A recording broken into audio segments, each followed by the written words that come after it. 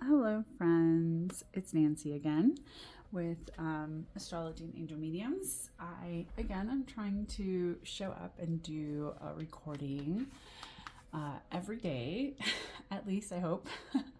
We'll see if we'll be able to do one every day this month, but for sure I will definitely try to do as many as I can to kind of get over my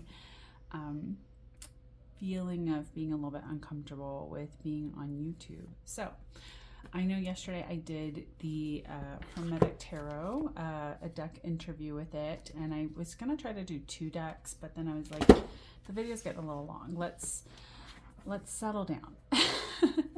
So today I'm going to be doing the Oracle of the Witch deck by Flavia Kate Peters and Barbara Meiklejohn Free. I hope that is pronounced correctly. And I will be doing a different interview spread today. Yesterday I used the one by my friend Thomas from Hermit's Mirror. And so this one is going to be from the askangels.com website, which I do have a deck from Melanie, which is the person that I think it's her website. And I do really enjoy that deck. I actually use it quite often. It's like a little angel oracle or intuitive oracle or something. It's cute. And it's great for just like quick sort of things. So with this deck, like I had said the other day whenever I was talking about why I don't use these decks, it's I don't want to say not being comfortable with it, but it's more of just like a lack of being familiar with the deck. And so I feel like if I have to lean too heavily into utilizing a guidebook, not that I have an issue using a guidebook, but if it's not something that I feel like I can really like naturally flow with that deck, or am feeling like it's a deck that I can really kind of add into the other sort of decks that I'm already using, I do feel like I tend to struggle a little bit with that aspect of things. So, and of course my allergies are still acting up, so that's fun. But I'm just gonna kind of just get these shuffled up very well. It has a very nice guidebook. These are beautiful cards. Again, I love the colors on it. It's very striking artwork. So here we go. Let's see. And one of the other things that I used to always like to do is to like knock on a deck to clear it. I can talk about that in a different video, like different things that I use to kind of like clear a deck, to kind of utilize a deck to get a deck ready for me to work with it, and other ways to kind of work with the decks that we have. Okay, so very first card is going to be, tell me about your energy. All right, so we have medicinal. All right, so now card number 2. What are your strengths? Assistance. All right. So card number 3. What will you teach me? Recipes. All right. Card number 4. What do you ask of me? I'm gonna put these up a little bit higher because these are slightly bigger than the deck I used yesterday. So, death. Okay. All right. So so card number 5 is, how can I best work with you? Fulfillment. Or mother. I'm reading the little red writing underneath, and I'll talk about like the actual card names. But so what is the outcome of our working together? So we have nature or elemental magic. And then 7 is going to be, what else do I need to know about you? Birth. Okay, so I'm just gonna look and see if everything's in frame, because again, yeah, it is cool. It looks a little crooked, but that's okay. All right, so 7 cards, kind of like what I did yesterday.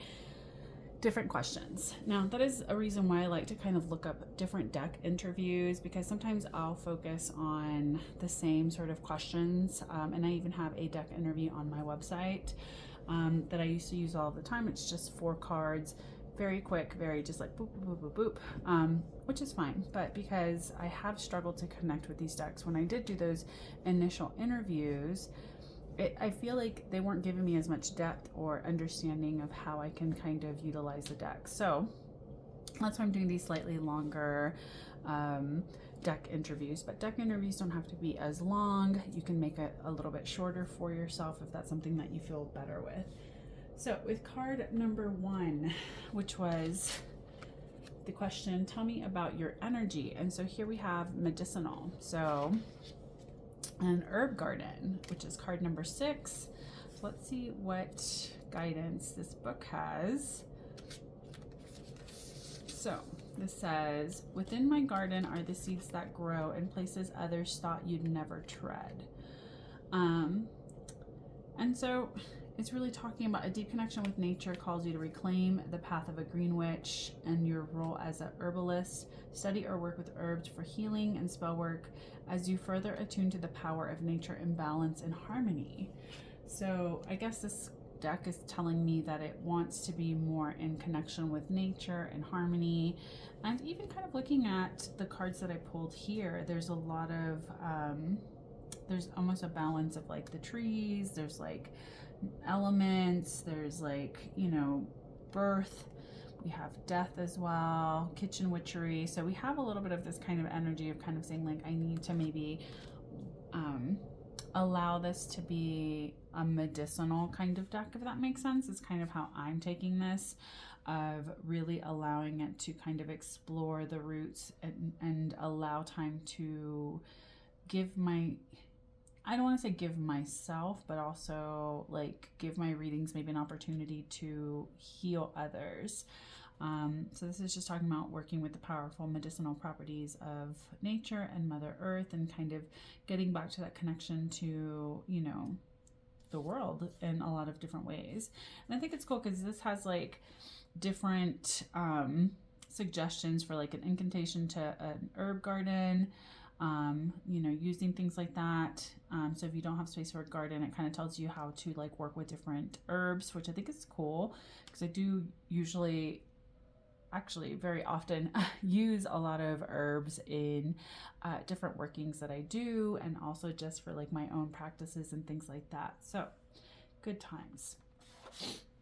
I'm gonna try not to sneeze, but I do need to sneeze. Okay.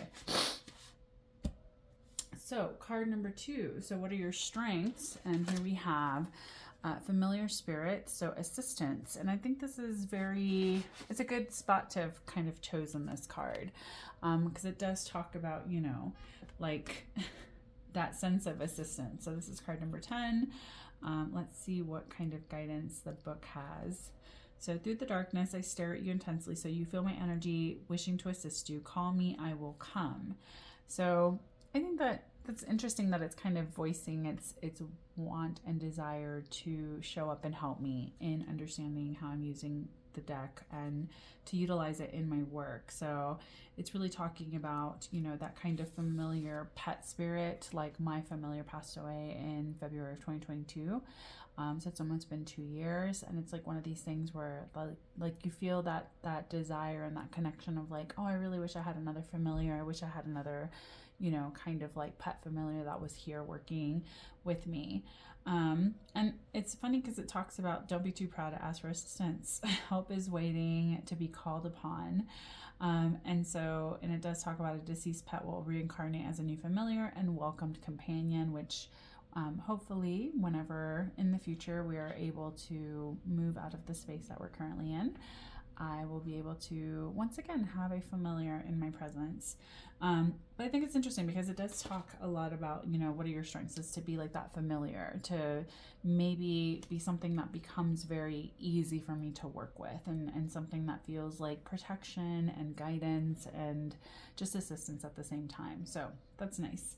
All right, card number 3, what will you teach me? So here we have kitchen witchery, so recipes. And it's interesting because when I describe myself as a witch, and I don't even really call myself a witch, I've been called witchy. I've always identified more with the Hispanic or Mexican terminology of bruja, even though there's a lot of negative connotations with that word in Mexican culture. I kind of call myself a spiritual bruja or an intuitive practitioner. I don't think I've ever I guess I would describe myself more as like an eclectic witch. I do kitchen witchery, I do herb magic, I do, elemental magic. I do other things and kind of bring everything together. So it is very interesting that this is like, hey, what will you teach me? Kitchen witchery, because maybe it's saying like, girl, you gotta get it together. You gotta figure out what path we're going. So the spirits of the hearth call you into the kitchen to stir magic into your meals, and that is something I do try to do.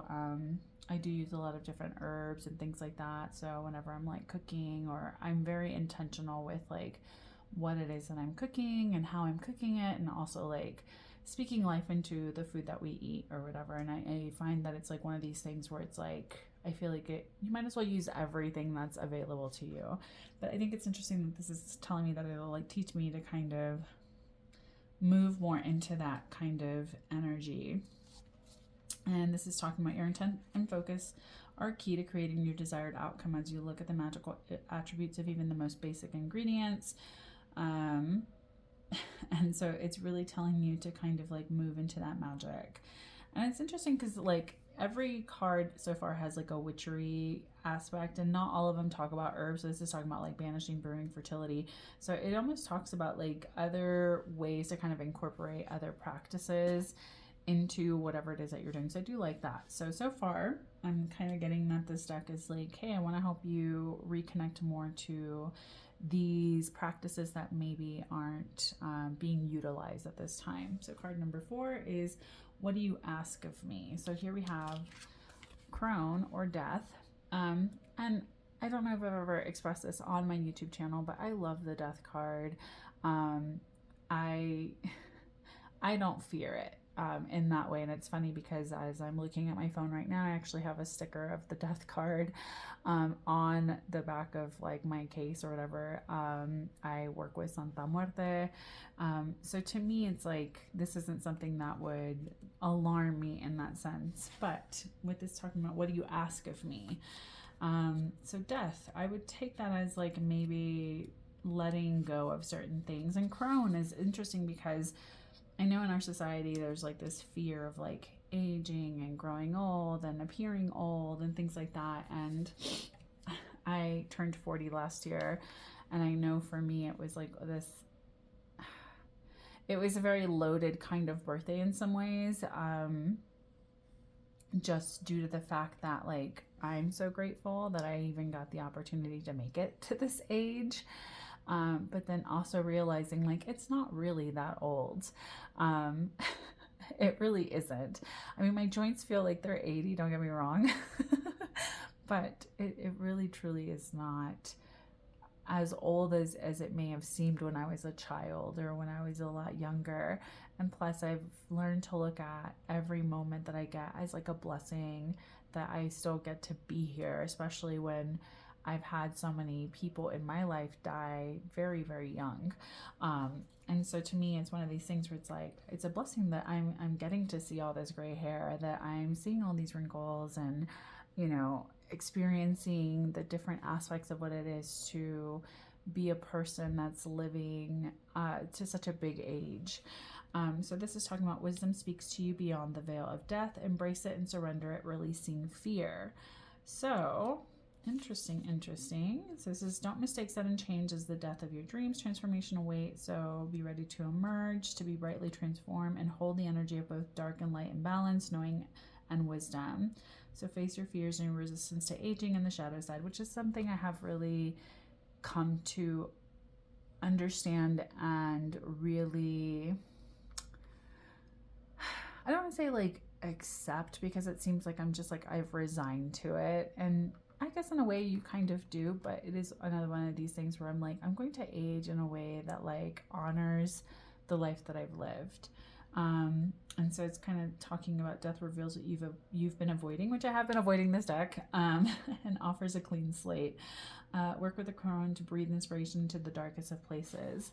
So I think that this is kind of saying like, hey, I need you to kind of just accept that maybe it's not natural or easy or comfortable for you to work with decks that maybe you're not that familiar with. And as a Taurus, I do struggle with it. I am very much a girl of the comfort and trying to be in that energy. And yes, I'm drinking a little bit of coffee. I don't know if you guys can see it, but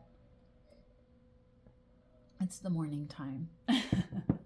So I think that this is kind of saying like, hey, I'm going to teach you these things, but you have to kind of let go of trying to control it or have it look a certain way. So now we're moving on to card number 5. So how can I best work with you? And for here we have the Mother, which is all about fulfillment. And I think it's interesting. We have like the Mother, the Midwife, and the Crone out of like different, I don't even know what else is in here. They may have the Maiden, they may have other aspects. So this is card number 19. I think this is this way. No, that's the one. Oh, it's the one right after. So become one with Mother Earth, sinking deep within her nurturing womb, you are home.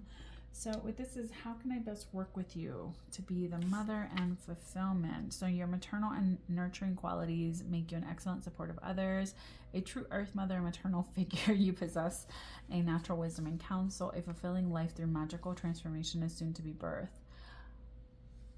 I don't know if you guys like experience this, but like I've always been called like the mom friend, even before I had children. And granted, I've been a mother for a long time now. It's been 21 years. But I also had a bigger age gap between me and my younger siblings growing up. So I was always kind of seen as like, and I'm the only daughter of Hispanic first generation parents. So it was like one of these things where it was just like very expected of me to be a second parent, so to speak, in different ways, or, you know, like assistant manager of the household, basically. So I think it's interesting that this is like talking about like tackle any mother wounds, verbal abuse.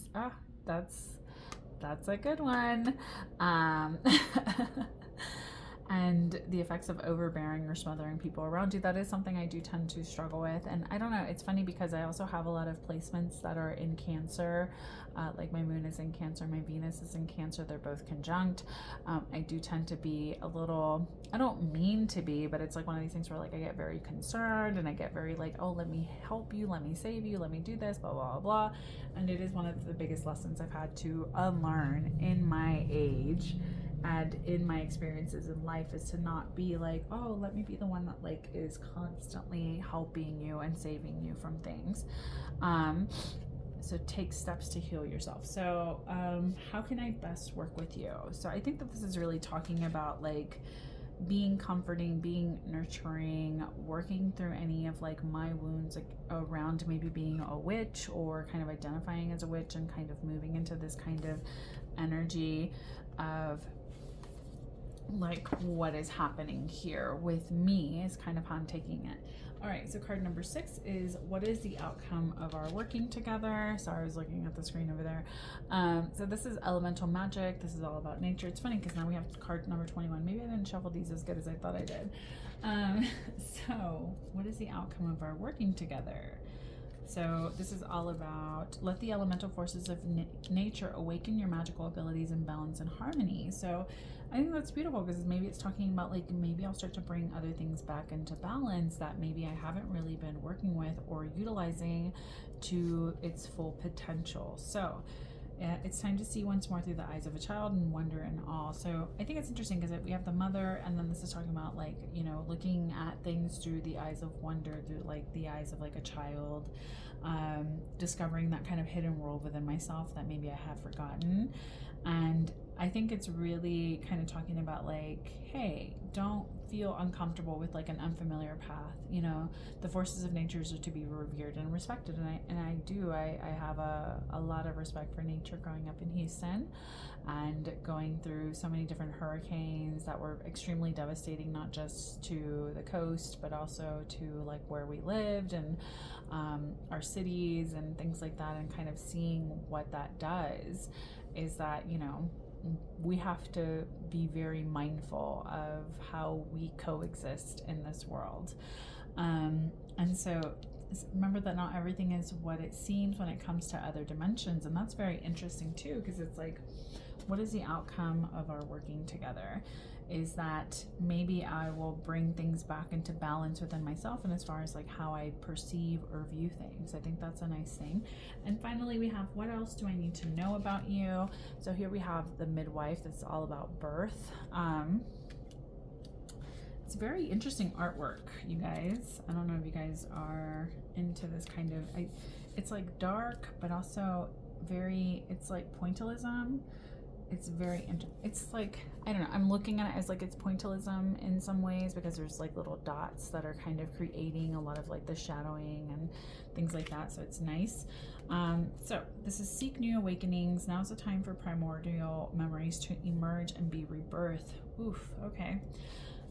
So, in the light of a new day, a chance to rebuild your life, to start fresh projects, to change your career, make a family, or take steps in a different direction in honor, truth and integrity is your promise to you of new birth. It's a fertile time. So the past holds you back from new experiences. Release yourself from old ties and laborious family commitments. Your routine has been upset. Know your cycle and de-stress. Work safely with herbal infusions to increase fertility. So there's a lot of like fertility kind of stuff here. And I am 40, right? So, and I've had my children. My children are grown. My youngest is like gonna start high school soon. So like I'm not in any way interested in having more physical children this lifetime. But there are things that I would like to give birth to in this life, and so I do think that there is a certain amount of fertility needed in order to cultivate the right spaces and places and opportunities for those things to kind of come together. So I think this is a really beautiful way to kind of try to understand this deck, and now I have a little bit more to kind of like go off of versus like a, who are you? What are we doing together? What do you think of me? Like, what do I need to know?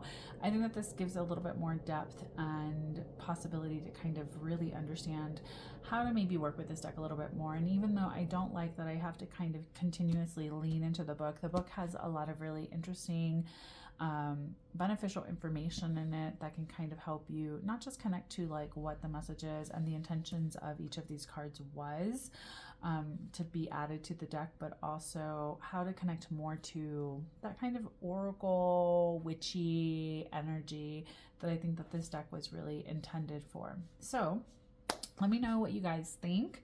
Let me know if you guys have a favorite deck interview that you like to kind of lean into. Have you ever used a big deck interview like this? Do you even do deck interviews with your decks whenever you get them? Just let me know. Tomorrow, I hope to be able to record a deck interview for the Tree Keepers Oracle, and then hopefully on Thursday or Friday, I will try to do the Beloved Dead. So Oracle deck and I'm going to be doing different deck interviews for all of them. I'm not going to continuously use the same spread. I just think it's fun and it's a great way to kind of see what works with each deck. But have a good one. Take care. Stay safe. And as always, make good choices.